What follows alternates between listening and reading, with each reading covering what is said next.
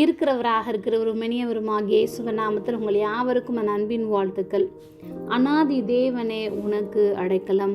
உபாகமம் 33:27.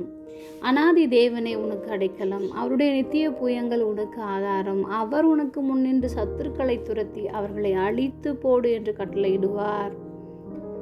தேவனாகிய கர்த்தர் நமக்கு அடைக்கலமும் ஆதாரமும் சத்துருக்களை துரத்துகிறவரும் அழித்து போடுகிறவருமாக இருக்கிறார்.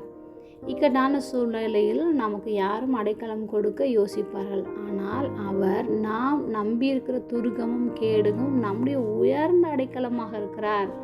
பல காரியங்களை பார்த்து பயந்து சோர்ந்து போகின்ற வேளையில் தேவன் நமக்கு அடைக்கலம் பலனுமாக இருக்கிறார்.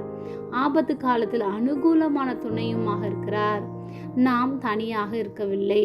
நம்மோடு அவர் சேனைகளின் கர்த்தராக இருக்கிறார்.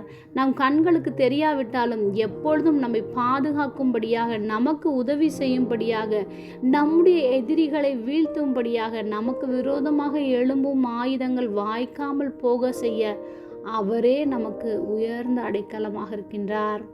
நாம் உன்னதமானவரின் மறைவில் இருக்கிறோம். சர்வ வல்லவருடைய நிழலில் தங்கியிருக்கிறோம். அவரை நாம் தாம்பரமாக கொண்டிருக்கிறோம். ஜெபம். அன்பின் பரம தகப்பனே, எப்பொழுதும் எங்களோடு கூட இருக்கிறவராகவே இருக்கிறவரே, தேவனே, நீர் எங்கள் அடைக்கலமாய் இருப்பதற்காக நாங்கள் நன்றி செலுத்துகிறோம். இயேசுவின் நாமத்தில் பிதாவே, ஆமென்.